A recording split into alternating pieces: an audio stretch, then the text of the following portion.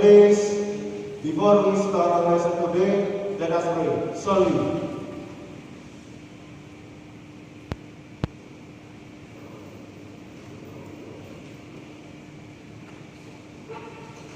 Amin. Let's pray.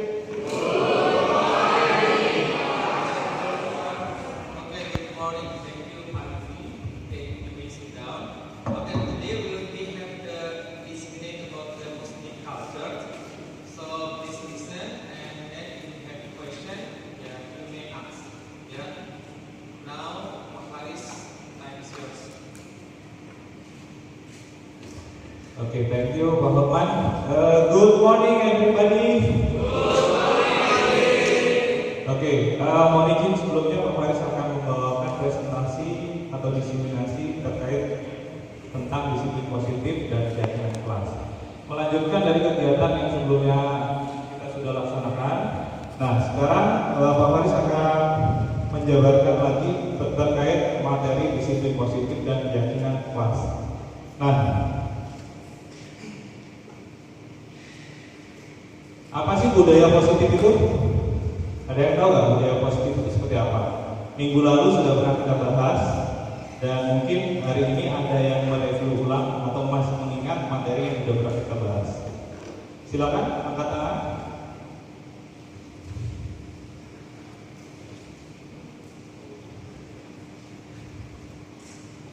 Tidak ada yang bisa mereview, nge-freeze, karena tempatnya berbeda.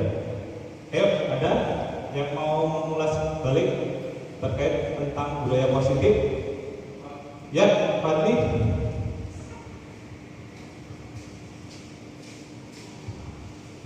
Jadi budaya positif adalah budaya yang mengajarkan tentang nilai-nilai kebaikan, yaitu dalam nilai tata krama, sopan santun, dan istiadatnya yang bersertai pada pedoman dengan badan yang baik. Intinya budaya yang positif adalah sesuatu budaya yang menjaga baik bagi lingkungan. Sekian dari saya, terima kasih. Bagus sekali Pak Didi. Terima kasih sudah waktu saya untuk menjelaskan tentang budaya positif. Oke, sekali lagi tepuk tangan buat Pak Didi. Nah, selanjutnya akan ada pertanyaan pemantik terkait tentang bagaimana sih menerapkan budaya positif, dan yang kedua itu bagaimana sih meneruskan keyakinan, merumuskan keyakinan kelas yang pas gitu. Nah, pertanyaannya dari segi siswa, setuju nggak hukuman itu dapat mendisiplinkan anak? Setuju. Oke. Yang kedua, pemberian hukuman dengan hal positif seperti membaca atau membersihkan halaman sekolah dapat meningkatkan disiplin anak. Setuju atau tidak? Oke. Nanti Pak Faris akan tunjuk satu untuk menjelaskan kenapa jawabannya setuju. Nah, yang ketiga, memberi penghargaan dapat meningkatkan motivasi belajar anak. Setuju. Oke. Ada yang bisa mewakili untuk menjawab dari jawaban setuju kalian? Jangan Fadli lagi, yang lain. Yesa, Yesa, Yesa. Terkait dengan pertanyaan pertama, ya silakan dijelaskan.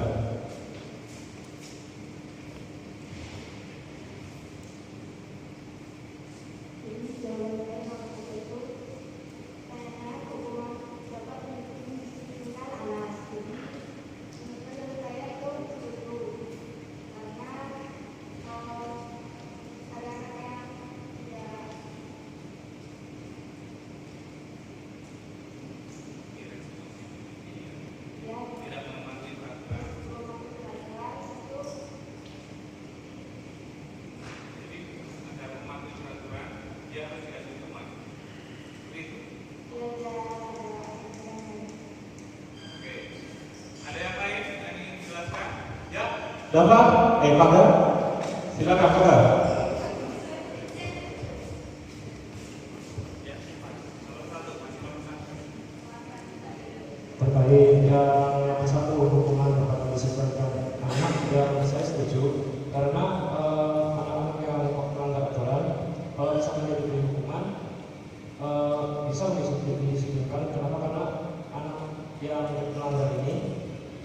nggak akan mengulangi kesalahan yang sama.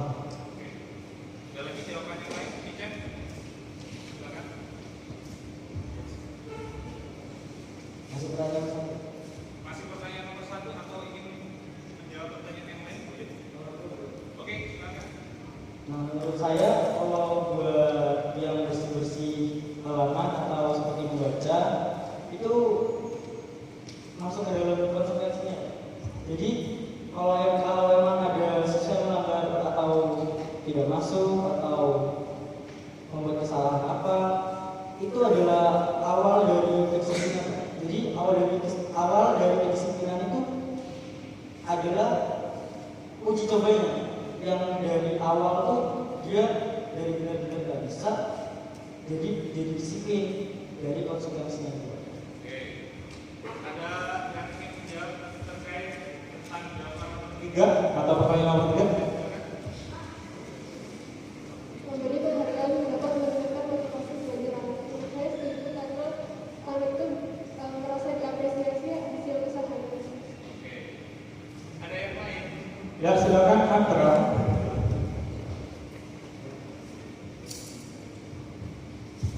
Yang nomor 3, memberi penghargaan dapat meningkatkan motivasi belajar anak. Itu menurut saya setuju, karena dengan memberikan motivasi kepada belajar anak itu akan meningkatkan semangatnya. Awalnya dia tidak semangat, jadi semangat dan menjadi semangat lagi. Oke. Ada yang ingin menambahkan? Boleh, silakan. Kalau saya menjawab nomor 2 itu, kalau saya pribadi saya tidak kurang setuju. Kenapa? Yang pertama, kurang efektif apabila itu hanya berdasarkan disuruh guru atau ketika guru melakukan membersihkan halaman dan membaca. Karena tidak didasari dari dalam keinginan dan hati sendiri. Ya. Bagaimana caranya agar kalian itu datang dari disiplin? Dari sejak ini sudah ditanamkan dengan shame culture atau budaya rasa malu. Jadi setiap melakukan kesalahan, dia seharusnya bisa mengerti apa kenapa dia melakukan itu dan harusnya mengerti kenapa dia melakukan seperti itu. Oke, guys.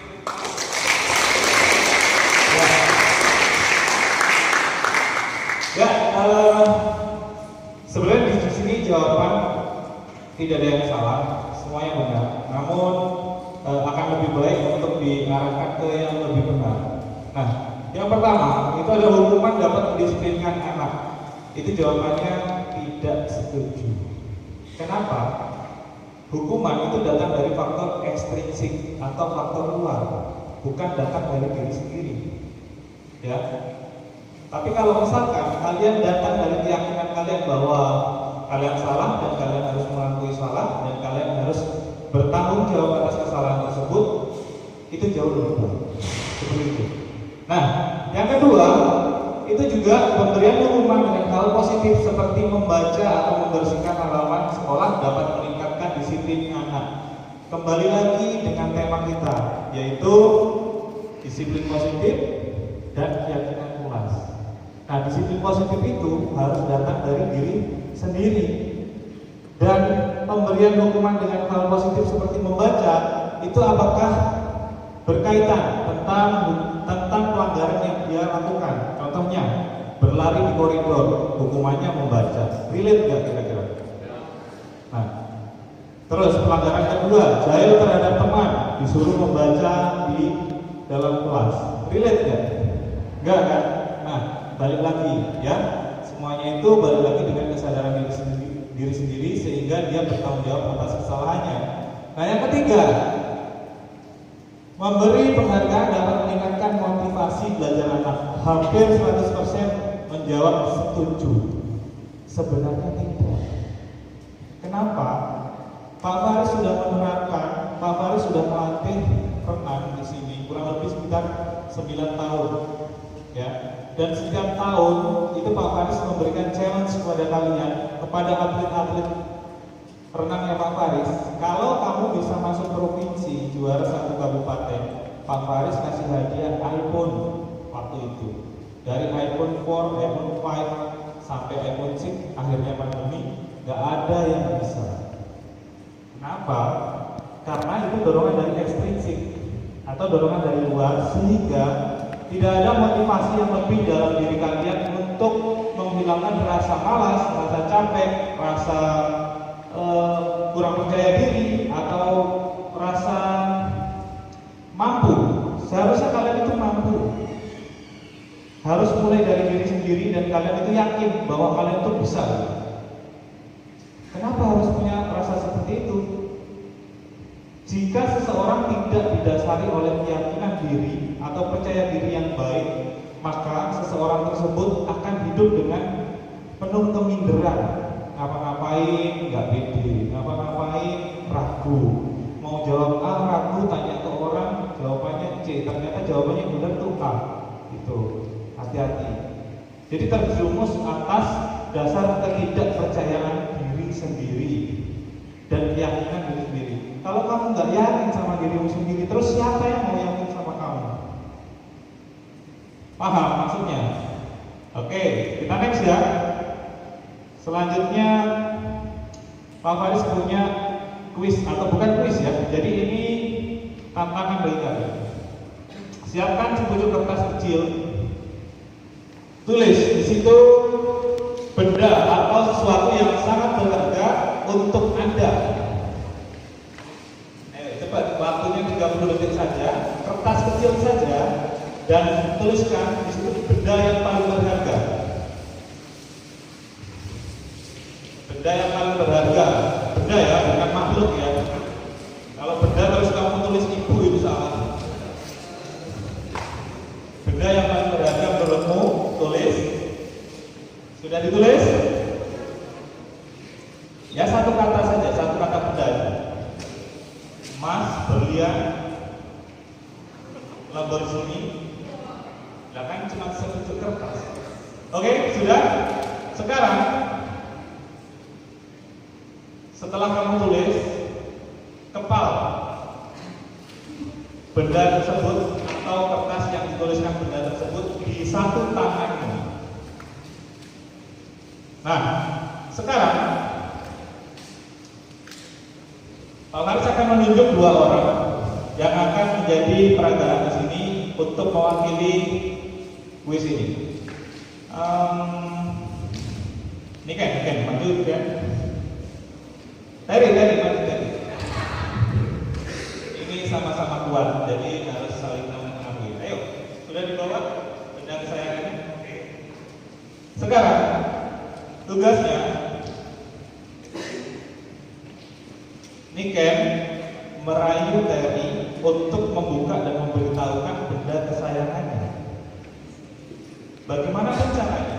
Entah mau dijanjiin nanti, yuk ke atau entah mau dijanjikan nanti kamu dapat silver coin deh, kamu dapat voucher handphone deh, kamu dapat handphone gitu. Sekarang silakan dirayu. Kira-kira mau menunjukkan nggak barang tersebut? Gantian, nanti Terry yang akan merayu Niken.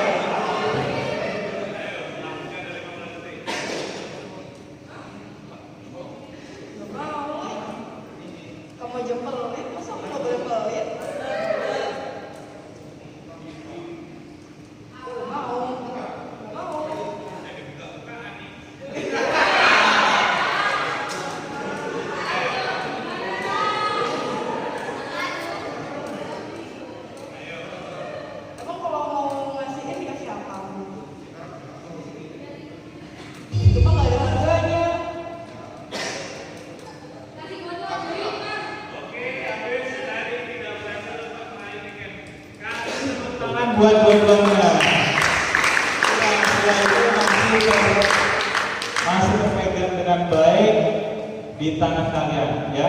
Fungsinya dari game tersebut apa sih, Pak? Tahu nggak apa? Nih, kontrol diri itu ada pada diri masing-masing. Jadi yang mengendalikan dirimu itu adalah dirimu sendiri, bukan orang lain, bukan juga guru, bukan juga orang tua. Jadi ilusi ya, kalau misalkan guru itu mengontrol murid, murid itu hanya menjalankan perintah guru, tapi bukan mengontrol segalanya yang kamu miliki. Contohnya, sesuatu yang menurut kamu rahasia itu tidak akan kamu ceritakan kepada gurumu, benar kan? Nah, terus sesuatu yang tidak mungkin kamu ceritakan ke orang lain juga tidak akan mungkin kamu ceritakan kepada orang tuamu. Mungkin karena itu rahasia akan dimarahi kalau kamu diceritakan kepada orang lain. Nah, selanjutnya itu adalah ilusi bahwa kritik itu membuat orang merasa bersalah dan dapat menguatkan karakter. Biasanya kritik itu membuat orang tuh emosi, ya kan? Benar. Kritik itu kadang membuat kalian emosi sehingga kalian tidak bisa mengontrol diri dan kalian akan membalas kritik tersebut dengan kritik yang lebih pedas lagi kepada orang tersebut. Ini yang berlaku di sosmed, biasanya seperti itu. Selanjutnya itu ada penguatan positif efektif dan bermanfaat, tidak selalu. Jadi penguatan positif dan efektif dan bermanfaat. Kenapa? Nah, itu tadi contohnya. Yang di pertanyaan nomor 2, memberikan hukuman positif itu juga tidak selalu benar adanya. Semua akan dihubungkan dengan pelanggaran yang sebelumnya. Kenapa? Agar semuanya berkesinambungan. Next, selanjutnya itu adalah ilusi bahwa orang dewasa memiliki hak untuk memaksa. Ya, jadi tidak ada ceritanya orang dewasa itu dikehendaki oleh kamu untuk memaksa dirimu, disuruh ngapain, disuruh melakukan sesuatu di luar norma. Pasti kamu akan menolak. Benar kan? Nah, kita akan lanjutkan lagi. Itu tentang ilusi kontrol. Selanjutnya, siapa sesungguhnya yang memiliki kontrol? Yang pertama itu kita mencoba untuk mengubah orang-orang agar berpandangan sama dengan kita. Teori kontrolnya itu adalah kita berusaha memahami pandangan orang lain terhadap dunia. Jadi kita tidak boleh memaksa orang lain untuk berpandangan yang sama. Contoh, Niken itu memiliki pandangan yang baik terhadap SMA Sudurgo. Ternyata ada orang lain yang berpandangan lain, selain sisinya bagus, terus ada sisi-sisi lain yang perlu diperbaiki. Jadi dia tidak bisa memaksa hal tersebut terjadi. Next, selanjutnya perilaku buruk dilihat sebagai suatu kesalahan.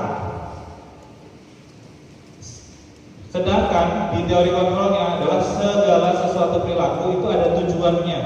Kadang yang buruk di mata orang itu baik bagi dia. Ya, contoh, misalkan kemarin ya, kita sudah meletuskan satu bola voli. Itu buruk bagi kalian karena kalian tidak ikut meletuskan bola. Yang meletuskan bola itu hanya satu anak. Nah, menurut kalian idealnya adalah yang mengganti bola itu satu anak tersebut. Sedangkan Pak Faris memiliki kebijakan bahwa ini harus digotong satu sama lain. Biar apa? Memudahkan dan meringankan beban satu orang tersebut. Kenapa? Karena semuanya menggunakan bola tersebut. Nah, jadi yang tidak baik menurutku belum tentu itu baik bagi Pak Faris. Paham ya? Next, selanjutnya itu orang lain bisa mengontrol saya.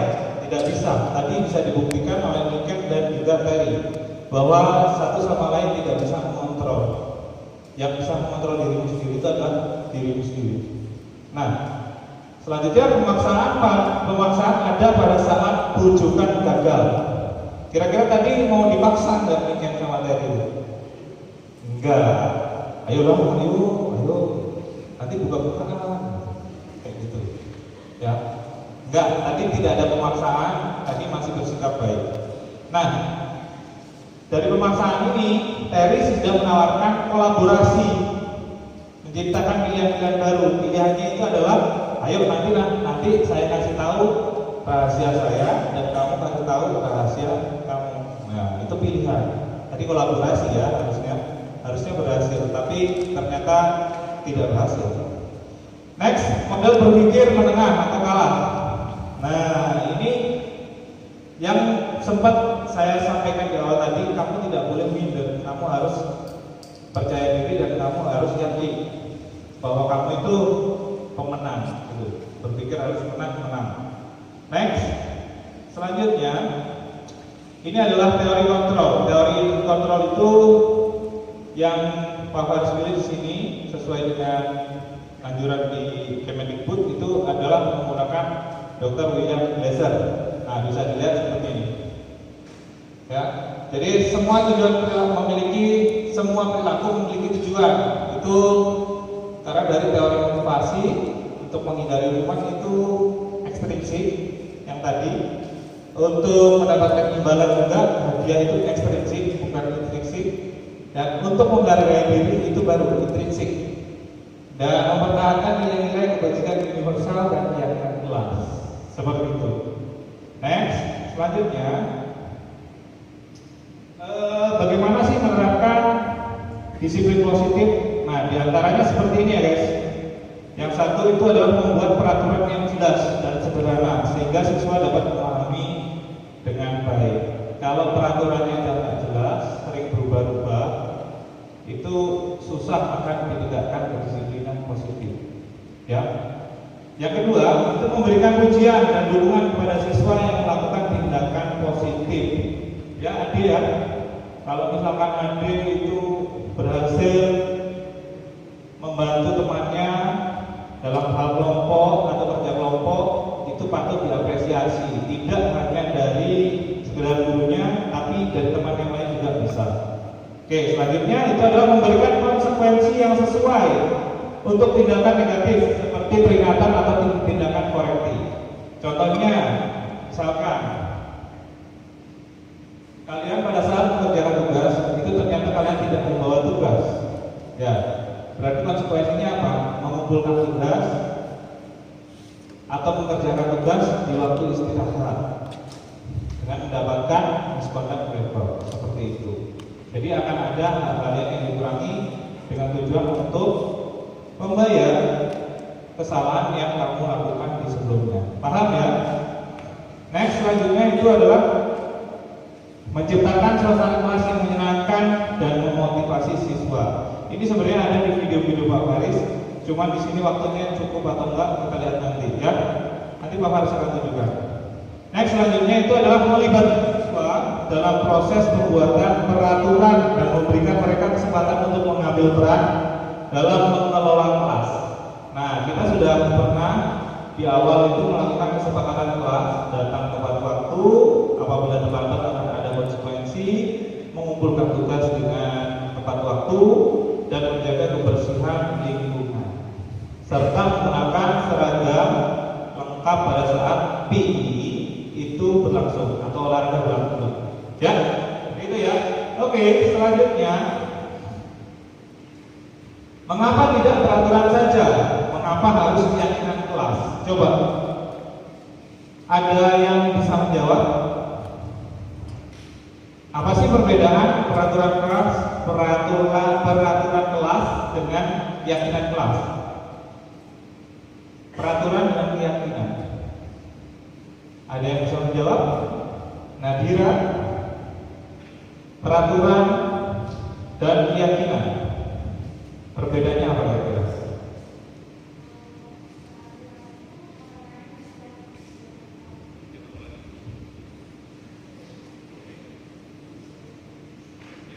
Kalau peraturan itu disepakati oleh orang lain untuk kita terapin. Terus kalau keyakinan itu dari diri kita sendiri. Ada yang lain yang ingin menambahkan? Karim? Kalau peraturan itu memang dibuat dari orang lain yang mau tidak mau kita harus mentaatikan.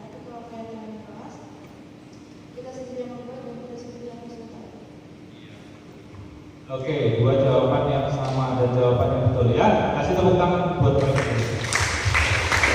Oke. Di sini ini asalkan dari faktor ekstrinsik dan intrinsik. Ekstrinsik itu datang dari luar, datang yang dibuat oleh kesepakatan dua belah pihak, dan intrinsik itu datang dari diri sendiri dan harus dilakukan. Ya. Next, selanjutnya itu mengapa kita memiliki peraturan harus menggunakan helm bila mengendarai kendaraan roda 2? Coba, mengapa? Agar terhindar dari tidak menjamin, tapi karena kita meyakini menggunakan helm itu lebih safe dibanding tidak menggunakan helm, maka dari itu kita menggunakan helm seperti itu. Oke, nomor 2, mengapa kita memiliki peraturan 3M pada saat COVID kemarin? Gimana? Agar terhindar dari penyakit COVID. Tidak menjamin juga, tapi kita meyakini menggunakan masker itu dapat membantu kita untuk terhindar dari COVID. Ya, seperti itu ya. Dan nomor 3, mengapa kita memiliki peraturan harus datang tepat waktu pada saat mengikuti pelatihan, bekerja, atau sekolah? Mengapa? Mengapa? Coba. Misconduct. Nah, misconduct itu berarti ekstrinsik ya, karena kamu faktor orang lain atau faktor lain. Tapi kalau dari intrinsik, kamu kedisiplinan. Saya memiliki kedisiplinan diri, saya menghargai peraturan tersebut, dan saya harus datang ke sekolah tepat waktu. Nah, seperti itu ya. Oke, next, selanjutnya itu ini tadi penjelasan dari kenapa sih bukan peraturan kelas tapi keyakinan kelas, untuk mendukung motivasi intrinsik, kembali ke nilai-nilai atau keyakinan-keyakinan yang lebih menggerakkan seseorang dibanding mengikuti serangkaian peraturan-peraturan. Oke. Selanjutnya seperti ini, kalian bisa membedakan ya tentang kesepakatan kelas. Yang pertama itu adalah datang tepat waktu, itu merupakan apa? Tadi Pak Fadis sudah bilang apa? Kedisiplinan. Nah, yang kedua, menjaga kebersihan sekolah, kenyamanan. Nah, yang ketiga, berdoa sebelum dan sesudah kegiatan berkeyakinan atau beragama. Nah, yang keempat, aktif dalam pembelajaran. Apa? Motivasi belajar. Nah, kesempatan kelas juga kami guru dan murid saling menyayangi, berarti saling menjaga satu sama lain, bukan saling menjelekkan atau menjatuhkan. Nah, yang kedua, kami murid yang bersemangat belajar, artinya kamu memberikan antusias pada saat kamu belajar bersama guru. Ya, tidak loyo-loyoan, tidak ngantuk-ngantukan, seperti itu. Jadi, berikan antusias yang baik untuk belajar, sehingga guru itu termotivasi untuk selalu berinovasi, memberikan inovasi pembelajaran yang baik, seperti itu. Next, yang ketiga itu adalah kami murid yang peduli dengan teman-teman, berarti saling gotong royong dan bekerja sama. Oke, selanjutnya nih, terakhir ya, selalu kembalikan buku ke tempatnya. Itu apa? Kedisiplinan,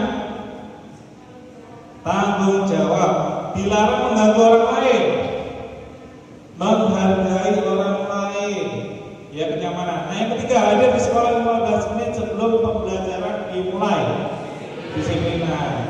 Dilarang melakukan kekerasan, saling menyayangi dan menghargai. Dilarang menggunakan narkoba, kesehatan, bergantian atau menunggu giliran, saling menghargai dan menghormati orang lain. Gunakan masker untuk kesehatan dan keselamatan. Jangan berlari di kelas atau koridor, keselamatan dan keamanan. Oke, mungkin itu yang bisa Pak Fadis sampaikan karena waktu kita terbatas. Jadi ini yang terakhir, yaitu untuk merumuskan keyakinan kelas yang pas, dapat melibatkan siswa dalam proses pembuatan keyakinan kelas agar mereka merasa terlibat dan memiliki tanggung jawab dalam menjalankannya. Mencari inspirasi dari keyakinan kelas yang sudah ada dan menyesuaikan dengan kebutuhan dan kondisi kelas yang ada. Nah, yang ketiga, menyusun keyakinan kelas yang jelas dan sederhana sehingga mudah dipahami dan diterapkan oleh siswa. Nah, yang terakhir itu menyampaikan keyakinan kelas secara jelas dan konsisten agar siswa dapat memahaminya dan menerapkannya dalam kegiatan belajar mengajar. Mungkin itu saja yang bisa saya sampaikan. Terima kasih atas kedatangannya hari ini. Saya ucapkan wassalamualaikum warahmatullahi wabarakatuh.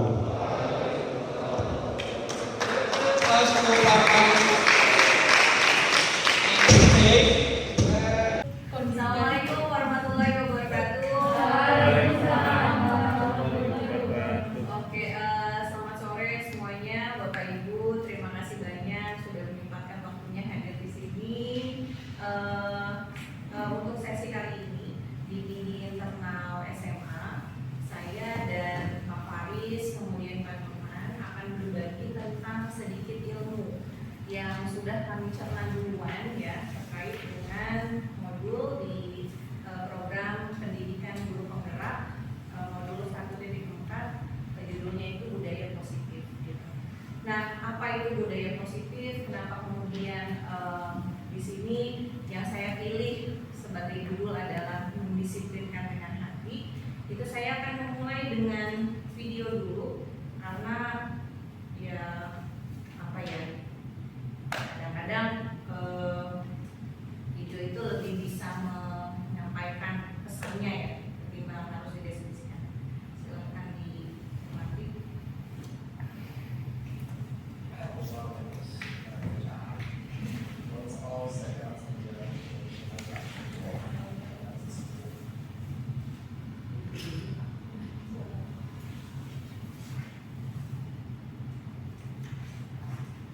I have a lot of memories when I was a child.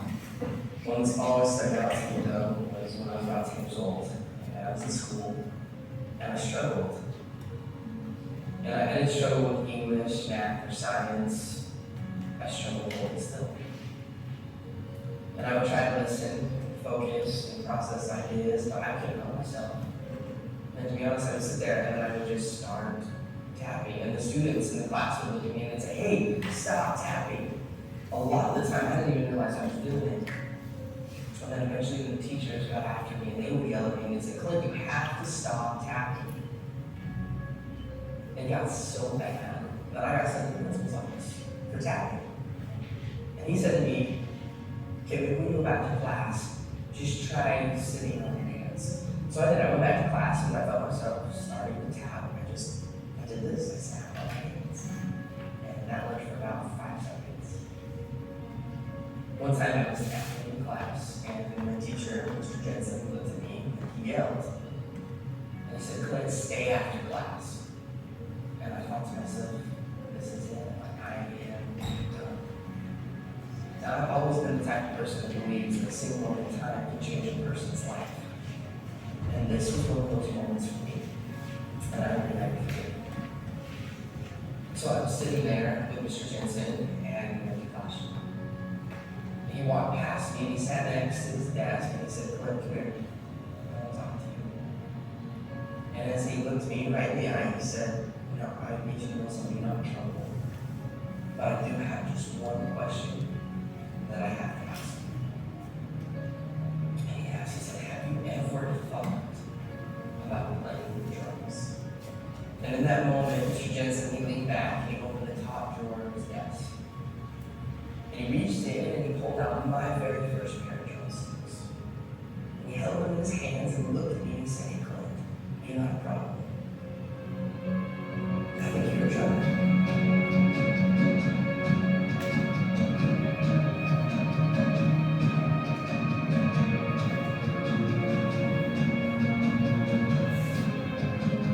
From that moment on, I've never put those sticks down. I've toured, recorded, played drums all over the world. My whole college education was paid for with drumsticks in my hand. Just because of a single moment in time, when someone believed in me, and he saw something in me that I didn't see for myself. And from that moment, I learned that there's a difference between being the best in the world and being the best for the world.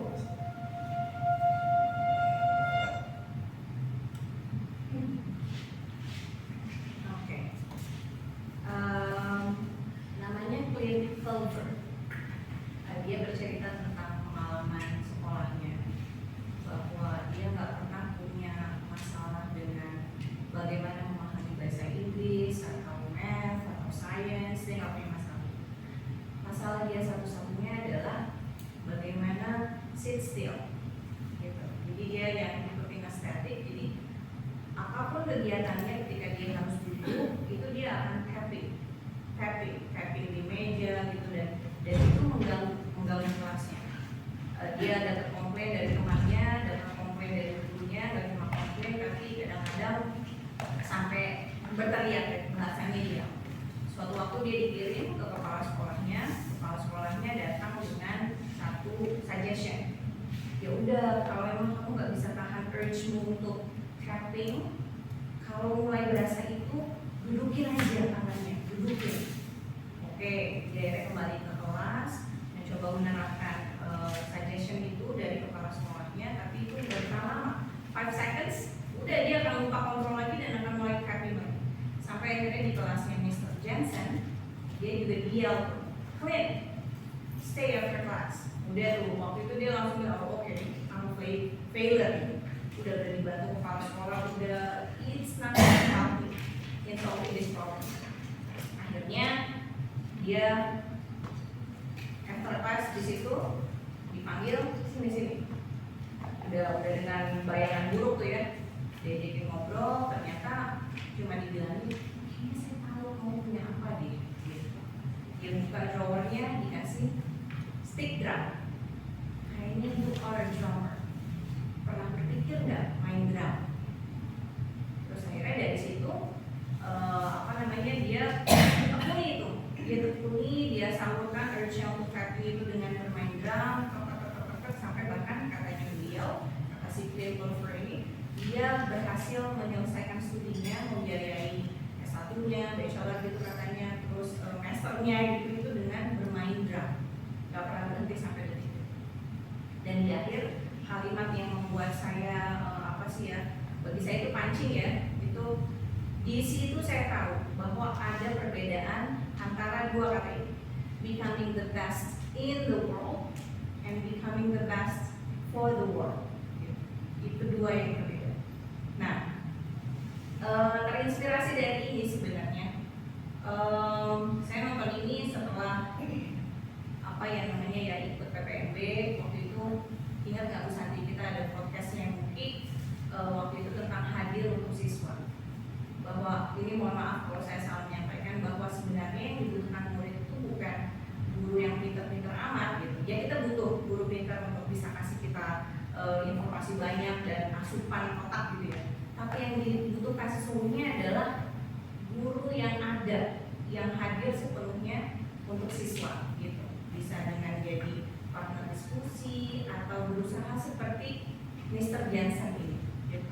Nah, di buku lain yang saya baca itu Najila Shihab, dia menyebutkan beberapa nama pemuda. Kalau ini Clint Golfer yang berhasil dirubah gitu ya hidupnya, atau bagaimana dia memandang dirinya oleh si Mr. Jensen ini. Itu ada anak-anak lain, anak muda yang juga melakukan sesuatu untuk dunianya, becoming the best for the world. Ada Malala ya? Tahu ya? Kemudian ada sekelompok anak di salah satu sekolah di Amerika yang saat itu adalah korban penembakan. Nah, beberapa anak yang sangat tergerak oleh insiden itu, mereka akhirnya bikin satu movement safe school for all of us gitu. Yang begitu itu. So they do things karena apa yang terjadi oleh lingkungannya, berusaha untuk menjadi yang terbaik bagi siapapun gitu. Nah, sebelum saya ke budaya positif, saya kemudian jadi berefleksi ya dari cuplikan-cuplikan itu, bagaimana Mr. Jensen dealing with the students gitu. Terus satu contoh dari si Najila Shihab tentang bagaimana kita bisa mendampingi anak muda sehingga dia bisa berperan di masyarakatnya. Kemudian saya jadi refleksi, sebenarnya selama ini saya mengajar membawa potensi gitu ya, kalau Pak Cip bilangnya membawa indikator ke kelas, itu sebenarnya tujuannya apa? Ini saya sarikan di beberapa pertanyaan. Kalau dari kelas saya salah satunya nanya, identify and define the causal relationship of the two causes ketika membahas argumentative text misalnya.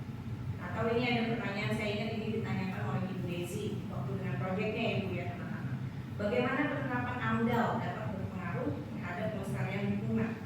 Atau ini fisika, partikel partikel berputar, berapakah kelajuan linear partikel tersebut? Partikel bergerak dihitung kelajuannya bagaimana gitu ya. Nah, sebenarnya apa sih tujuan belajar kita? Do we stop in filling the students' knowledge or should we move beyond that? Kayaknya yang kedua ya. Nah, ini saya melihat ini. Jadi di buku kuningnya Ki Hajar Dewantoro, ini halaman 4 gitu. Jadi itu beliau ketika membahas tentang Merdeka Belajar, sesuatu yang sekarang ini sedang kita implementasikan di sekolah, itu dia mengatakan bahwa sebenarnya menciptakan siswa merdeka itu berat. Beratlah kemerdekaan itu. Ini bahasa aslinya. Bukan hanya tidak terperintah saja, akan tetapi harus juga dapat menegakkan dirinya, mengatur peri kehidupannya dengan tertib, dan dalam hal ini termasuklah juga mengatur tertibnya perhubungan dengan kemerdekaan orang lain. Kalau dibahasakan dengan bahasa yang sederhana, bahasa saya, maka sebenarnya cita pendidikan adalah mencetak peserta didik yang satu. Dia lepas dari perintah dan kendali orang lain. Karena nanti kita akan temukan itu di salah satu teori motivasi ya, namanya choice theory by William Glasser. Itu disebutkan bahwa tidak ada manusia satu pun di muka bumi ini yang mau dikendalikan oleh orang lain. They want to have the authority of control themselves. Kemudian yang kedua adalah mampu mengendalikan dan mengatur perilakunya dengan bertanggung jawab. Jadi nggak cuma minta kemerdekaan untuk memutuskan atau memilih, tapi mampu mengendalikan dan mengatur perilakunya dengan bertanggung jawab. Dia tahu bagaimana mengendalikan dirinya. Kalau mampu mengendalikan dirinya, artinya dia memiliki kemampuan untuk menghormati kemerdekaan orang lain. Jangan sampai kayak Belanda ya. Belanda punya keinginan baik nih untuk memenuhi kebutuhan masyarakat ya kan. Akhirnya dia eksplor kemana-mana, cari rempah-rempah, ketemu Indonesia gitu. Kan itu karena baik ya, baik sebenarnya. Cuma dia lupa bagaimana dia harus menghormati kemerdekaan orang lain yang juga ingin bebas gitu, atau berdaya. Dan yang ketiga, yang berikutnya adalah yang terakhir, peserta didik yang merdeka itu adalah peserta didik yang siap berdaya. Dia memiliki daya dan memiliki komitmen atau fokus untuk menciptakan kebahagiaan untuk semua. Kalau bahasanya Pak Max itu menjadi berkat untuk sebanyak-banyaknya orang. Nah, cita besar ini butuh aksi. Ini kaitannya dengan budaya positif gitu ya. Kalau kita kaitkan dengan kurikulum merdeka, sebenarnya pada konteks saat ini, visi seorang guru itu harus menjadi pamong itu memfasilitasi anak gitu. Jadi dia berusaha untuk dekat bukan sebagai teman ya, tapi dekat untuk lebih tahu sebenarnya butuhnya apa gitu. Jadi kita bisa lebih facilitating their needs for the sake of their development. Nah, ini pamong dan fokus geraknya jadi berfokus pada menanamkan karakter peserta didik yang sesuai dengan 6 profil pelajar Pancasila. Yang seperti ini. Kalau tadi Bu Santi bilangnya sudah sesuai sama visi sekolah kita ya Bu ya, jadi sekolah Indonesia sejati. Beriman dan bertakwa, mandiri, kreatif, bernalar kritis, inovatif, dan berkebinekaan global. Nah, untuk tujuan itu apa yang butuh diremajakan? Kenapa kita butuh budaya positif? Yaitu tadi, sebenarnya karena ini mendisiplinkan dengan hati. Disiplin positif itu artinya kita berusaha memunculkan kendali diri dari diri anak itu sendiri. They do things, they follow the rules or regulations, atau mereka behave baik itu bukan karena mereka takut punishment atau mereka ingin certificate, reward, pengakuan dari orang lain, tapi karena mereka punya nilai sendiri, punya cita-cita sendiri bahwa saya ingin menjadi pribadi yang A, B, C. Saya mau jadi yang jujur, bisa diandalkan, tahu prioritas. Maka ketika saya ingin mencapai ini, saya tahu nih bahwa saya harus datang ke all class club on time gitu misalnya, because I want to be a reliable person. Mereka tahunya dia melakukan itu karena itu,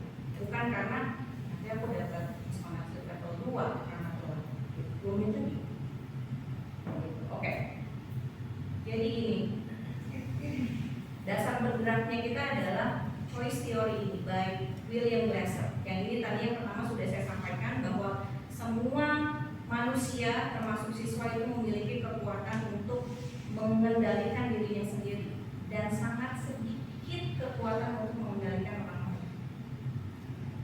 Betapapun keras kita, kalau nggak ada di dalam ya susah gitu. Kemudian yang berikutnya adalah we are all driven by 5 genetic needs. Ada 5 kebutuhan dasar yang seorang manusia.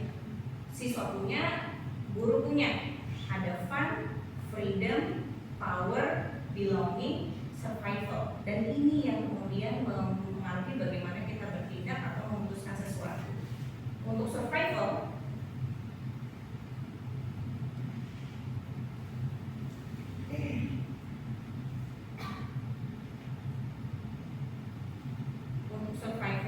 itu ya kebutuhan kita biologis ya,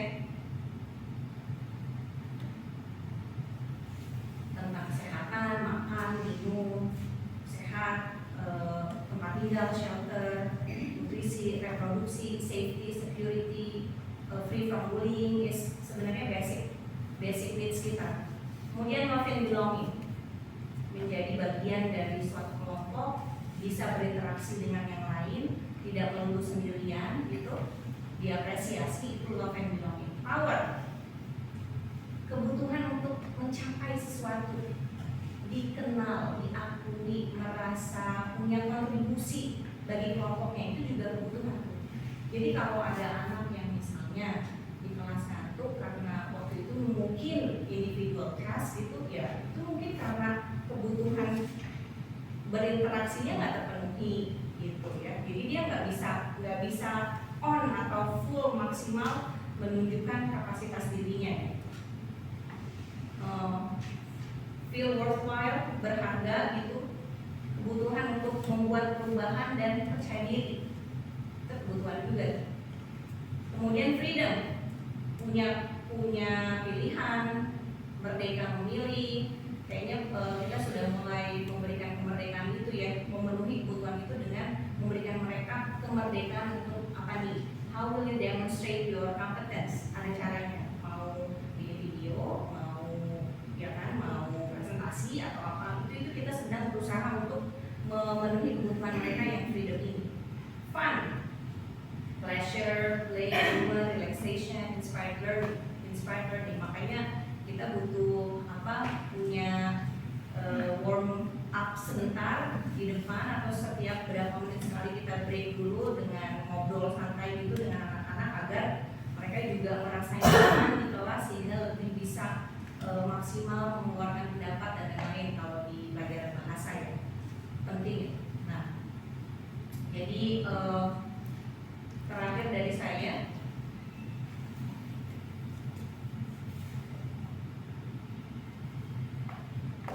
ini ada satu kasus yang mungkin kita sering alami.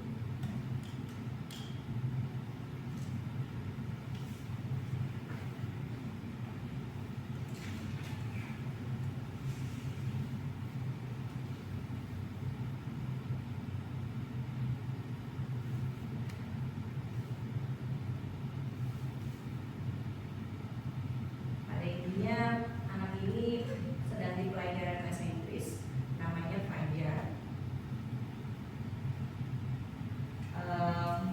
Dia males-malesan, tampak tertidur di kelasnya. Ketika gurunya tahu, gurunya langsung bilang, coba kamu maju ke depan, jawab pertanyaan sekian.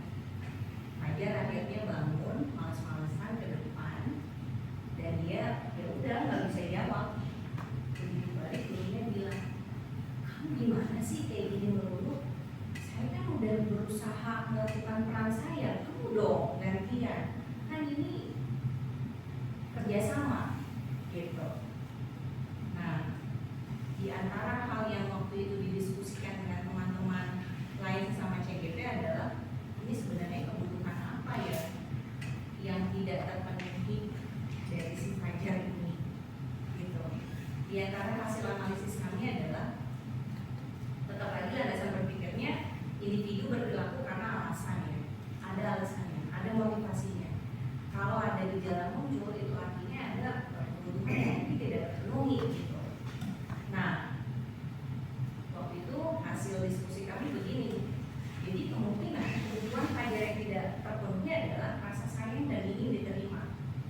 tidak ada interaksi atau kerjasama yang dilakukan saat pelajaran karena di bangku. Kesenangan, nggak ada funnya, bosan karena dilakukan searah, gurunya menjelaskan. Kemudian kebebasan, bosan karena pelajaran tidak menantang dan memberikan makna baru baginya. Otak kan nggak akan bisa memproses kalau nggak ada makna. We have to answer the why. Kemudian yang berikutnya adalah kepuasan. Kekuasaan, dia tidak memiliki pilihan cara dalam mendemonstrasikan penguasaannya. Jadi cuma satu, do it, you can answer, then you are considered as able to perform the expected functions. Begitu. Nah, ini nanti materi lebih lanjut akan disampaikan oleh Pak Faris ya. Pak Faris berikutnya silakan. Terima kasih.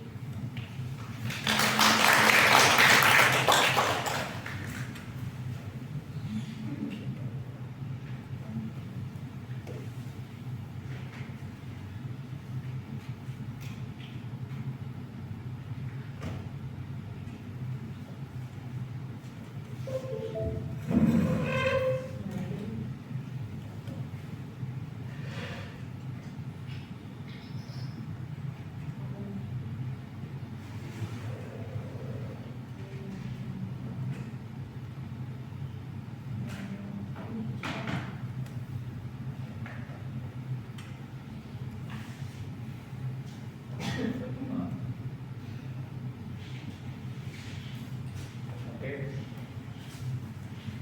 Assalamualaikum warahmatullahi wabarakatuh.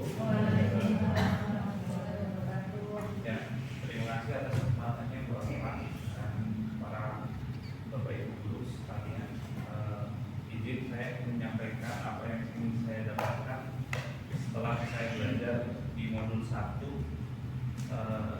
tentang budaya positif.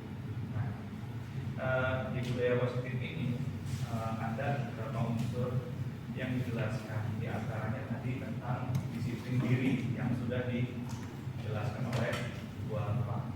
Nah, saya di sini kebetulan kebagian pada materi keyakinan kelas.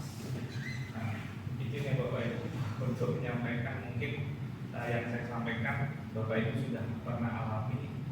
Saya yakin Bapak Ibu di sini lebih berpengalaman. Seperti itu. Nah, untuk di budaya positif ini ada beberapa yang bisa kita pelajari. Nah, yang pertama, saya ingin memberikan pertanyaan pemantik kepada Bapak Ibu sekalian terkait tentang budaya positif. Nah, yang pertama itu apakah hukuman dapat mendisiplinkan anak?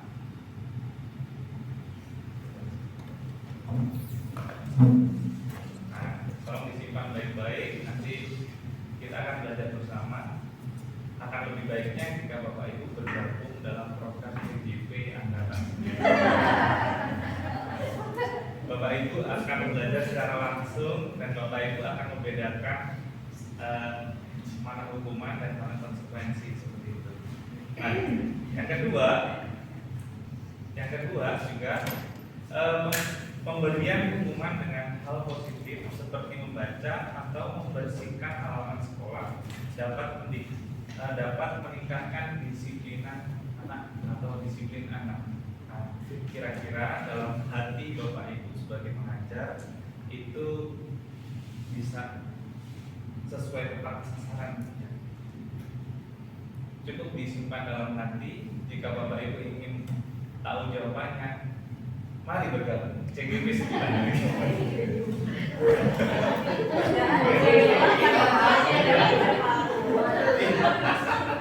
Iya, karena jujur Bapak Ibu untuk jawaban seperti ini saya dapatkan pada saat saya belajar di modul 1.2, 1.3 dan 1.4. Itu kompleks sekali. Ternyata pemberian konsekuensi yang merujuk kepada fisik itu bisa bersifat sebuah hukuman. Namun tentatif artinya seperti ini. Saya mengajar olahraga kebetulan. Nah, contohnya ini, ada beberapa anak yang terlambat datang ke lapangan. Kenapa? Satu, kita dengarkan dulu alasannya kenapa. Saya disuruh opera Pak. it's okay, berarti alasan kita terima dan anak itu tidak akan mendapatkan konsekuensi. Tapi kalau misalkan saya ganti sepatu pak, saya ini, berarti ada masalah di situ. Masalahnya anak ini tidak memiliki kedisiplinan waktu yang baik. Nah, kalau memang dia itu harusnya datang ke lapangan itu jam 7.30 pas, ternyata dia datang jam 7.35, itu ada keterlambatan 5 menit. Kita tanyakan dulu. Ternyata masalahnya adalah saya harus cari sepatu dulu pak, saya harus menggunakan sepatu dulu. Sedangkan teman yang lain itu tidak terlambat. Nah, berarti yang bermasalah hanya ini. Dan itu diperbolehkan kita memberikan konsekuensi yang mendukung tentang kesehatan atau kebugaran jasmaninya, karena relate dengan pembelajaran menjadi. Contoh, karena dia itu jalannya berat, disuruh jalan cepat 100 meter. Nah, itu masih relate. Yang nggak relate itu ketika bapak ibu ngajar di kelas dan anak didik bapak ibu diberikan konsekuensi yang mengarah ke arah ke fisik. Contohnya, kamu nggak ngerjain PR. Kenapa? Karena lupa pak ini. Yaudah push up. Nah, itu arahnya ke hukuman dan punishment. Nah, lebih penasaran untuk dalamnya lagi? Ya. Boleh bergabung bapak ibu. Nah, selanjutnya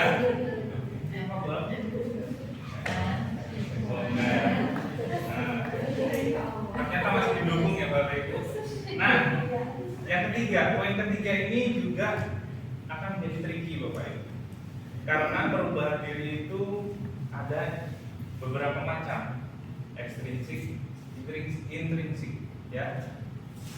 Pertanyaannya adalah, memberi penghargaan dapat meningkatkan motivasi belajar anak. Kira-kira menurut bapak ibu setuju nggak dengan pemahaman tersebut? Setuju. Nah, berkaitan dengan gimana? Enggak, kalau ini kita tahu. Kalau ini akan saya jelaskan.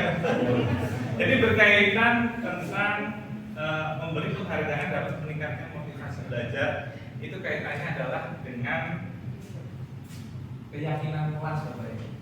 Nah, keyakinan kelas ini ada kaitannya, kita ambil contoh seperti yang pertama, mengapa tidak peraturan saja? Mengapa harus ada keyakinan kelas? Nah, yang pertama, mengapa kita memiliki peraturan harus menggunakan helm bila mengendarai kendaraan roda 2? Jadi kira-kira analisa atau jawaban bapak ibu apa? Bisa diambil contoh ini satu. Nah, Bu Krisanti, biar aman. Itu dari tujuan untuk menggunakan helm. Biar nggak ditilang pak. Ya? Biar nggak ditilang. Nah, itu motivasi ekstrinsik Bu. Jadi biar tidak ditilang oleh pihak berwajib seperti itu. Kan di sini nggak pernah pakai helm, nggak ada polisi. Iya, saya ngomongin soal saya. Nah, motivasi intrinsik kira-kira apa ibu, bapak ibu, untuk menjadikan ini sebuah keyakinan kelas? Saya merasa aman dari kecelakaan yang ada. Nah, keyakinan kelasnya di sini adalah untuk keselamatan, seperti itu. Jadi bapak ibu harus bisa membedakan antara peraturan kelas dan juga keyakinan. Orang itu yakin kalau udah pakai helm udah ngerasa aman gitu ya, aman dari pihak berwajib, aman dari kecelakaan, seperti itu. Nah, yang kedua hampir sama kasusnya dengan yang pertama. Mengapa kita memiliki peraturan 3M, menggunakan masker, mencuci tangan dan menjaga jarak pada saat COVID itu berlangsung? Menghindari Nah, itu tujuannya ya Bu. Tujuan dan aturannya seperti ini. Keyakinan kelasnya adalah untuk kesehatan dan keselamatan gitu. Nah, yang ketiga itu mengapa kita memiliki peraturan harus datang tepat waktu pada saat mengikuti pelajaran atau bekerja? Betul lagi. Betul Ibu.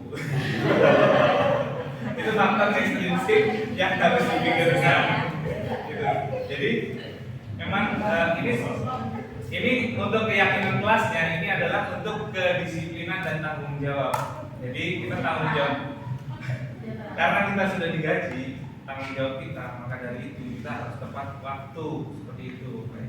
Nah, lanjut. Itu malah kebanyakan yang tidak aktif, banyak orang yang tidak sabar. Tidak sabaran, gimana? Maksudnya jam 7 dia suka 7 dan datang.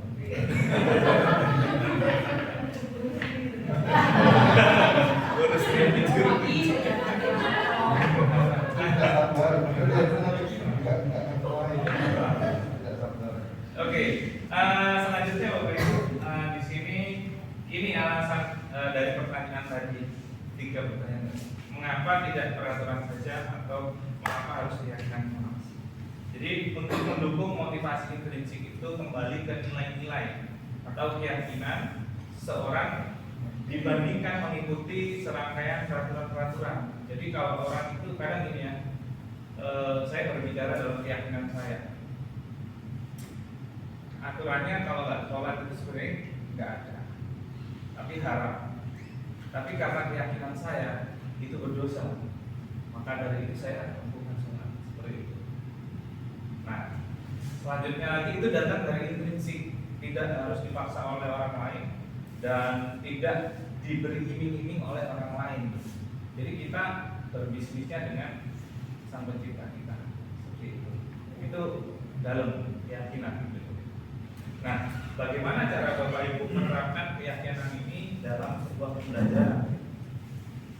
Bapak Ibu harus punya apa yang namanya ya? Punya keyakinan bahwa Bapak Ibu itu bisa meyakinkan anak-anak untuk dapat berperilaku dan berbudaya positif.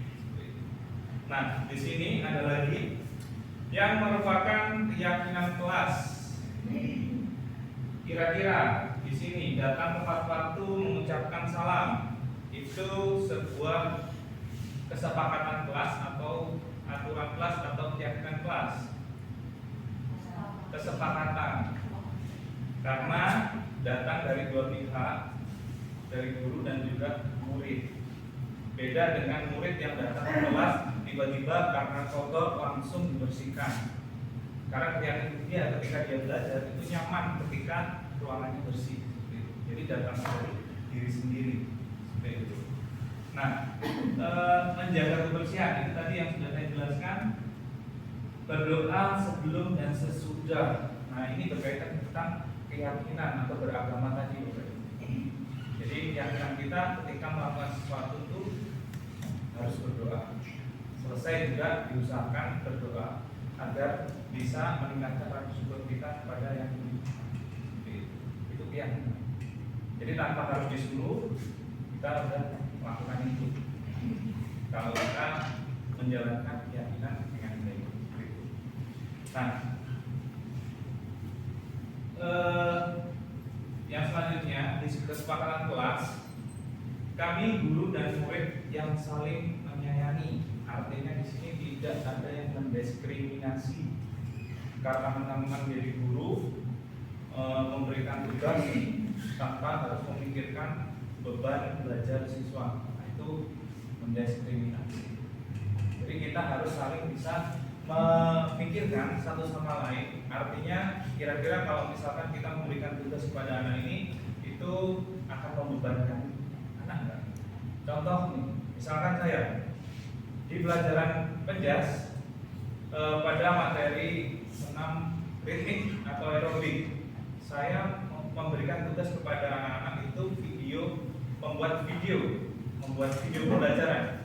Sedangkan saya sendiri nggak bisa ngedit video, nggak bisa merekam video dengan baik. Tapi tuntutan ke anak-anak itu harus menghasilkan video yang bagus dan juga dapat dinikmati oleh orang lain. Itu sebuah diskriminasi menurut saya. Kenapa? Untuk kita memberikan tugas kepada anak-anak, kita harus bisa merasakan terlebih dahulu. Agar apa? Ketika anak itu mengalami kesulitan pada saat mengerjakan sebuah video, kita sebagai solusi mereka, kita sebagai fasilitator mereka, kita dapat memberikan solusi ketika mereka itu, Pak ini gimana ya Pak, gimana Pak ya, Pak ini kurang ini gimana Pak ya. Kita bisa menjadi solusi bagi mereka, bukan Pak ini gimana, coba cari di YouTube aja, di situ banyak. Nah itu diskriminasi Bapak Ibu, tidak saling menyayangi tapi saling memojokkan. Selanjutnya untung nggak bikin video ya Bu. Next, selanjutnya itu kami murid yang semangat belajar. Nah ini bisa dilihat dari mana Bapak Ibu.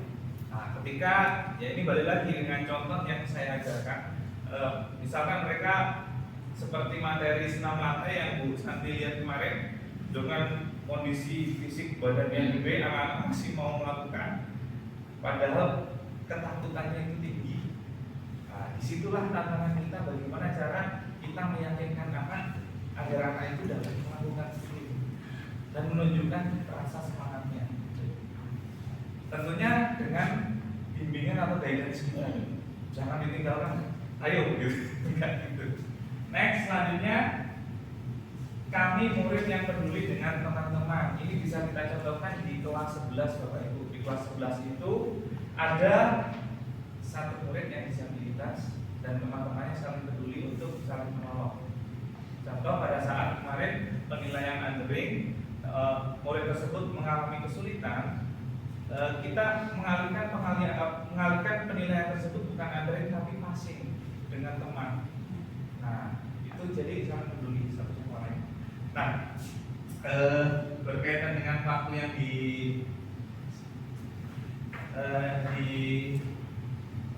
dibatasi seperti itu, ada pertanyaan-pertanyaan atau peraturan di sini yang ingin saya tanyakan kepada Bapak Ibu setelah saya jelaskan sedikit penjelasan dari saya. Yang pertama itu adalah selalu kembalikan buku ke tempatnya. Keyakinan kelasnya apa Bapak Ibu?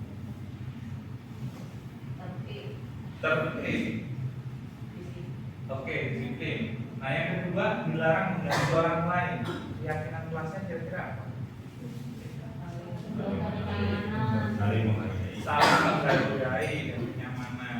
Nah yang ketiga, hadir di sekolah 15 menit sebelum pembelajaran dimulai. Disiplin. Bukan takut dipotong. Next, dilarang melakukan kekerasan, saling menyayangi dan dihargai. Selanjutnya itu dilarang menggunakan narkoba. Kesehatan. Nah, menghargai tubuh juga. Bergantian atau menunggu giliran, saling menghormati dan menghargai. Jangan berlari di kelas atau di koridor. Dapat MSR. Kalau di sini. Nah, itu kira-kira seperti itu ya Bapak Ibu untuk keyakinan kelasnya. Nah, untuk materi selanjutnya terkait tentang segitiga restitusi itu sangat menarik sekali, akan disampaikan oleh Pak Nurman. Ya, silakan Pak Nurman dilanjutkan.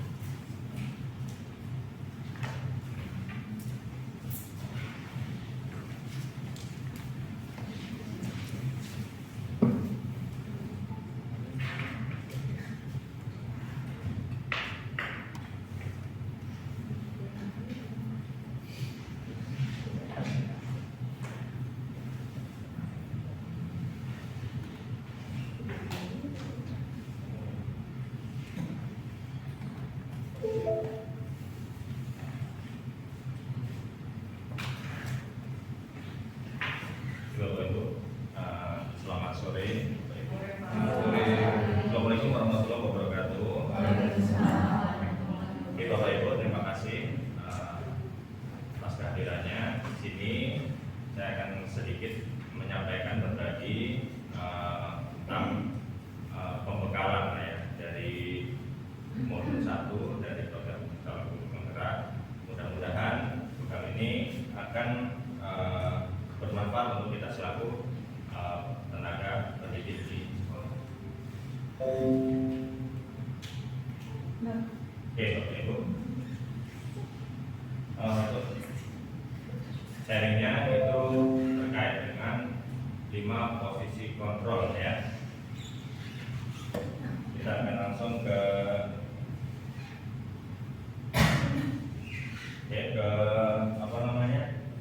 latar belakang masalah, bahwasanya memang tujuan dari guru dan orang tua ya ini jelas tentunya sama ya, yaitu menuntun anak dalam mencapai keselamatan dan kebahagiaan ya. Kalau anak dapat mencapai cita-citanya itu ya salah satu dari kesamaan cita-cita dari guru maupun orang tua. Kemudian dalam prosesnya di sekolah maupun di rumah, tentunya hal yang menjadi harapan kedua belah pihak ini tentunya tidak ada yang tidak sesuai ya, ada yang tidak sejalan. Nah, ketidaksejalannya ini dapat dilihat dari mungkin pelanggaran-pelanggaran yang ada di sekolah.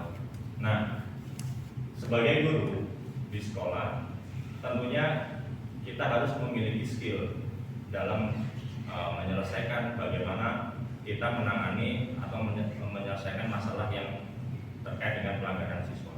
Nah, di sini kita akan menyimak 5 posisi kontrol guru terhadap kasus atau pelanggaran terhadap siswa. Kita simak sama-sama.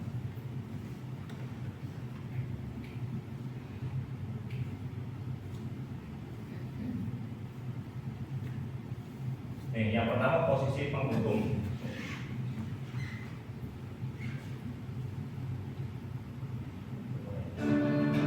Ya, ada anak siswa yang terlambat.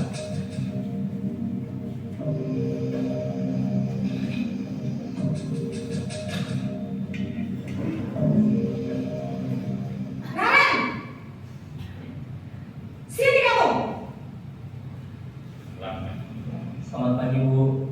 Selalu terlambat. Kamu deh, pasti terlambat.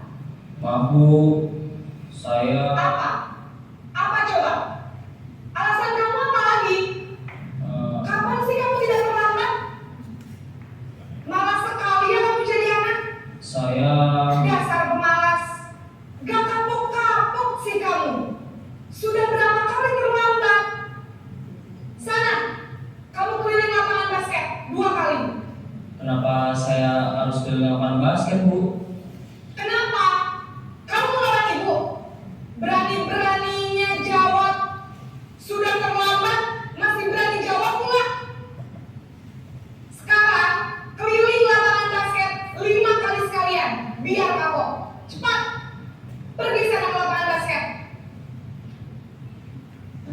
Posisi penghukum ya, Bu. Bapak Ibu. Yang kedua, membuat merasa bersalah siswa. Ini banyak.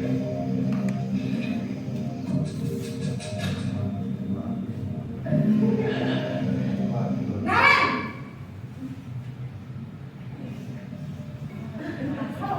Selamat pagi, Bu. Naren. Kamu kenapa terlambat lagi, nak? Ya Tuhan, Naren. Kamu senang ya bikin ibu susah ya? Kalau kamu terlambat lagi, nanti ibu yang ditegur bapak kepala sekolah, nak. Bisa kan ibu yang bisa membina kamu.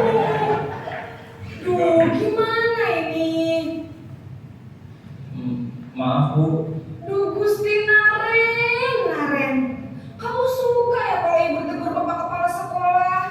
Terus, sekarang ibu harus tulis apa ini di buku absen? Ini kamu sudah sering terlambat loh. Ibu harus apa coba?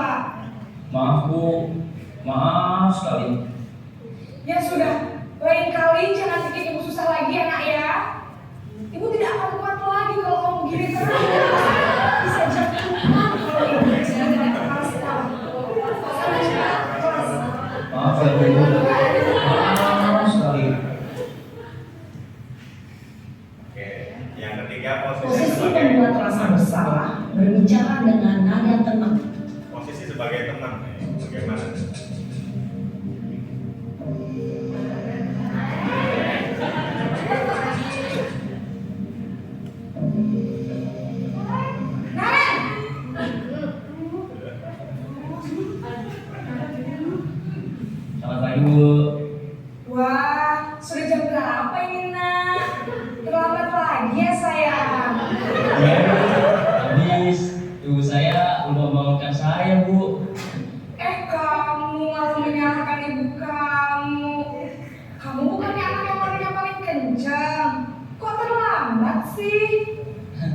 Iya Bu, saya memang terlambat bangun tadi. Jadi biarpun saya lari kencang, tetap gak kekejar Bu.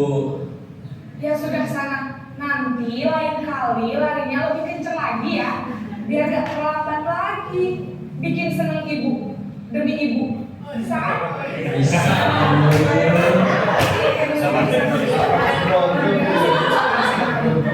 Kamu ini ada-ada saja. Tempat harus memantau ya, monitor.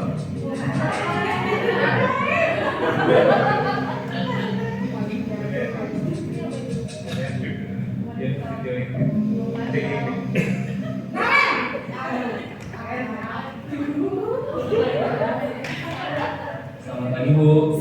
Naren, apa peraturan sekolah kita tentang jam berapa kita harus masuk sekolah, nak? Kita harus di sekolah jam 7 Bu. Iya betul, sekarang sudah jam 7.20. Naren sudah tahu konsekuensinya jika terlambat hadir.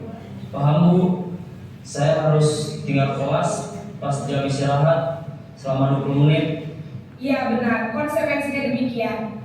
Jadi nanti jam 9.30 pas istirahat, kamu harus tinggal di kelas, kerjakan tugas tambahan untuk ketertinggalan kamu, ya?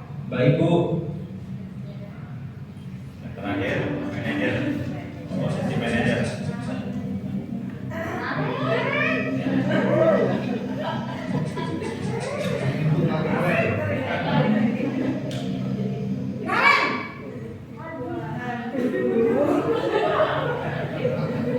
Selamat pagi Bu. Selamat pagi Naren. Maaf Bu, saya terlambat. Iya, sekolah masuknya jam 7, sekarang sudah jam 7.20. Jadi sekarang bagaimana ini Naren? Maaf Bu, saya lupa setel alarm saya semalam.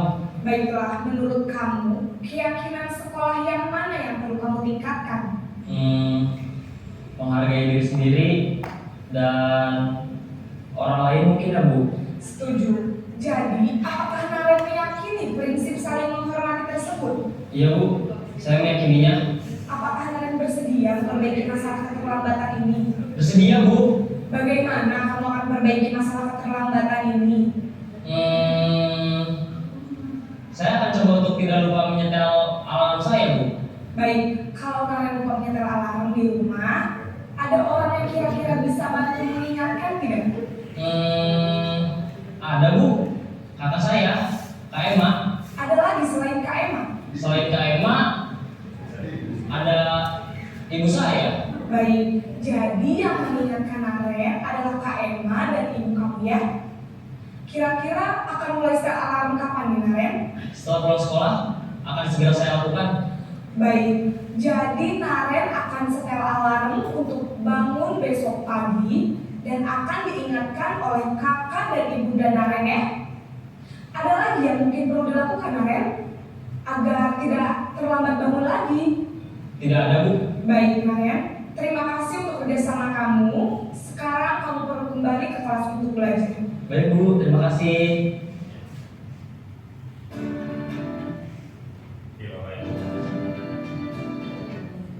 Kalau dilihat dari 5 posisi kontrol yang kita saksikan barusan, kira-kira di posisi mana untuk mayoritas yang sudah kita lakukan Bapak Ibu?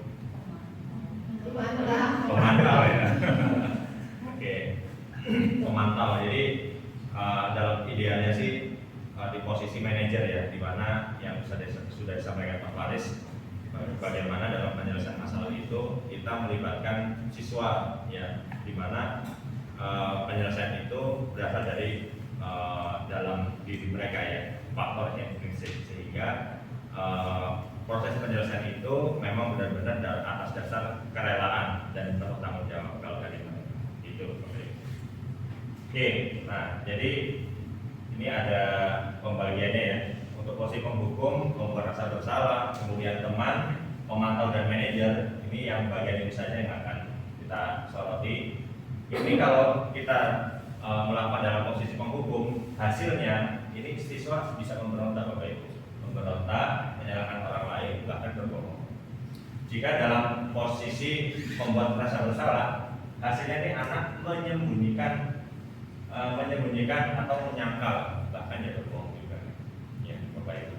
Kemudian untuk di posisi teman mereka akan ketergantungan bisa memilah-milah kalau bersama ibu itu begini, nggak apa-apa, kalau nggak itu begini.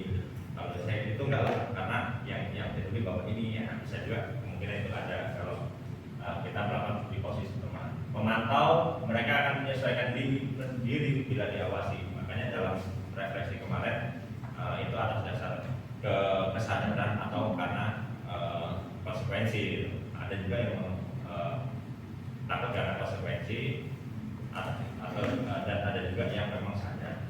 Yang terakhir, kalau di posisi manajer itu hasilnya itu akan menguatkan pribadi mereka. Oke, next. Oke, ini sudah. Oke, Bapak Ibu, yang terakhir karena waktu tinggal 5 menit.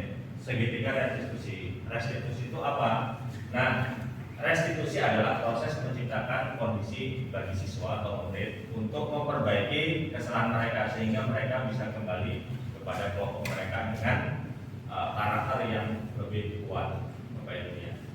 Jadi dalam menyelesaikan masalah kita juga dibekali skill dalam mengelola penyelesaian masalah itu menggunakan restitusi. Nah, lanjut. Nah, 9 ciri restitusi yaitu ini bukan menembus kesalahan tetapi untuk belajar dari kesalahan, memperbaiki hubungan, kemudian tawaran ya, tawaran bukan paksaan, bukan kita ngepus siswa sedang mereka melakukan pelanggaran. Restitusi untuk menuntut melihat ke dalam diri, mencari kebutuhan dasar yang mendasari tindakan tersebut. Nah, tadi yang sudah dikupas oleh Bu Alfa, 5 kebutuhan dasar ya. Kalau dia pernah ya, kalau siswa itu mencuri waktu untuk makan ya, karena memang kebutuhan dasar mereka lapar ya, jadi ya itu alasan mereka untuk melakukan hal tersebut. Berfokus dari pada karakter bukan tindakan, fokus pada solusi dan mengembalikan murid yang berbuat salah pada kelompoknya dengan karakter yang lebih kuat. Nah, langsung Bapak Ibu, segitiga restitusi itu ada 3 ya yang pernah saya sampaikan dulu di sebelum liburan. Yang pertama validasi kebutuhan, kemudian menstabilkan identitas, yang terakhir menanyakan keyakinan. Nah, validasi kebutuhan ini ada ciri khas ya dalam guru menyampaikan pertanyaan. Yang pertama, kamu tentu punya alasan mengapa melakukan itu kan. Kemudian ada cara yang lebih efektif untuk mendapatkan apa yang kamu butuhkan. Kemudian untuk menstabilkan identitas, kalau misalkan sesuatu ada yang salah, ya setiap orang ini pasti pernah kok melakukan kesalahan. Jadi mereka biar nggak terlalu merasa bersalah banget gitu. Jadi kita menstabilkan mereka. Ataupun bisa, kamu bukan satu-satunya yang melakukan ini. Bahkan saya dulu pernah melakukan ini, ya. Dia merasa nggak dia terkucilkan. Kemudian baru yang step terakhir menanyakan keyakinan. Nah, sekarang nilai-nilai apa yang telah kita sepakati sebenarnya. Kemudian apa yang kamu inginkan? Kamu tuh ingin menjadi orang seperti apa sebenarnya? Kita tanyakan kepada mereka agar jawaban itu berasal dari mereka, bukan dari kita. Nah, ini aksi nyata yang pernah saya lakukan dalam menerapkan segitiga restitusi. Ya mungkin banyak kekurangan, tapi mohon disimak Bapak Ibu, nanti ada door prize-nya. Saya akan menanyakan mana yang validasi kebutuhan, mana yang menstabilkan identitas, dan menanyakan keyakinan. Karena sesi terakhir. Ya. Oke, langsung saja. Nah, ya. Selamat pagi, Mbak Maria. Ya, berkata kasar ya. Mbak Maria sudah tahu kenapa dari sini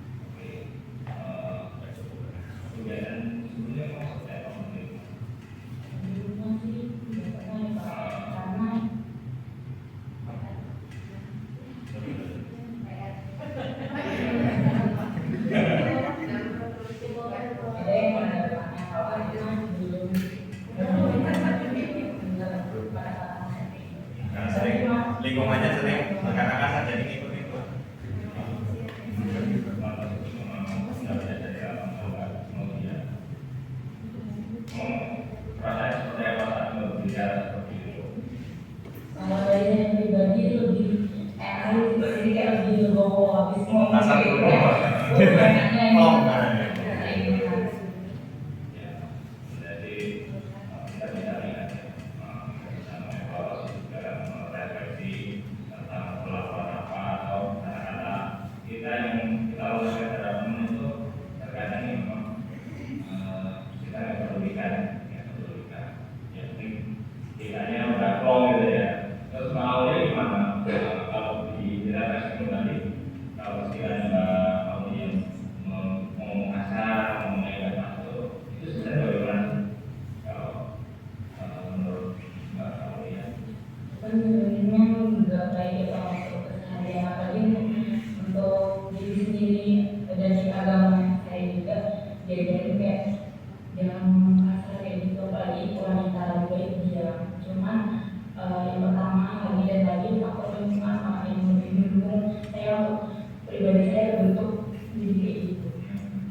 Jadi ya, saya nggak sama kita nggak menyalahkan Mbak Aulia sih ya. Tapi memang terkadang memang lingkungan itu nggak apa.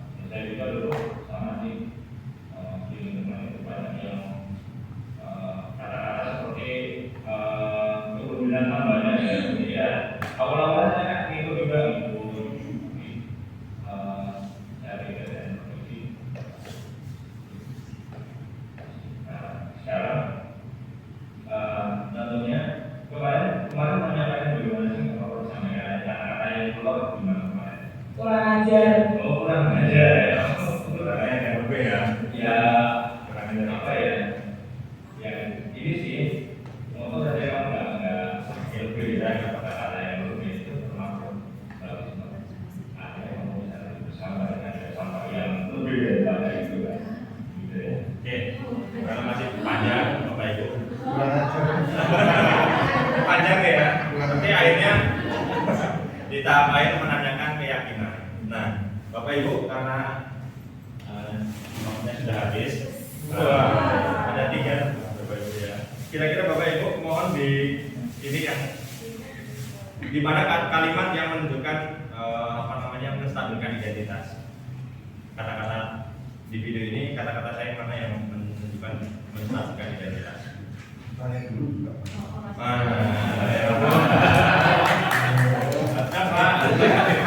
Ada lagi yang